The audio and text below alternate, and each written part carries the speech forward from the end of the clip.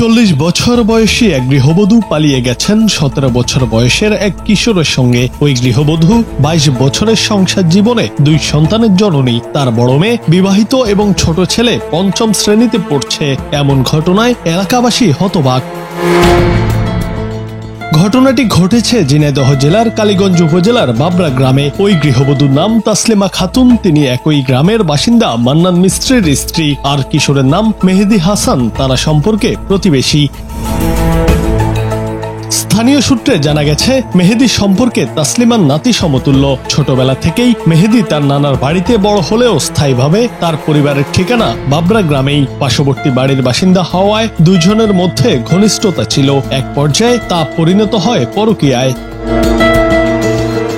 তাসলিমার স্বামী মান্নান মিস্ত্রি বলেন, গত 11 তারিখে রাতে পাশের একটি পরিত্যক্ত বিল্ডিং এ স্ত্রীকে মেয়েদের সঙ্গে অন্তরঙ্গ অবস্থায় দেখতে পাই। তখন সংসার ভেঙে যাবে ভেবে প্রথমে কাউকে কিছুই বলিনি। তিনি আরো বলেন, সকালে উঠে দেখি মেহেদি আমার স্ত্রীকে নিয়ে পালিয়ে গেছে। এখন ছোট ছেলে না খেয়ে ছটপট করছে। কিভাবে পারলো সে এক নাবালক ছেলের সঙ্গে পালিয়ে যেতে? তিনি এর সুষ্ঠু বিচার চেয়েছেন। আমার বাড়িওয়ালার সাথে দীর্ঘদিন ধরে পরকীয়া করে আসছিল। গত 12/7/2025 তারিখে সকালবেলা ভোরের দিকে আমার বাড়িওয়ালাকে নির্দেশ। ছেলের বয়স 17 বছর আর আমার বাড়িওয়ালার বয়স 40 বছর। আমি 23 বছর সংসার করছি।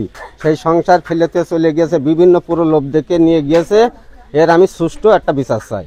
এই ঘটনায় হতবাক হয়ে পড়েছেন স্থানীয় বাসিন্দারা। এলাকাবাসী তীব্র ক্ষোভ প্রকাশ করে দ্রুত তদন্ত ও দোষীদের বিরুদ্ধে ব্যবস্থা নেওয়ার দাবি জানিয়েছেন।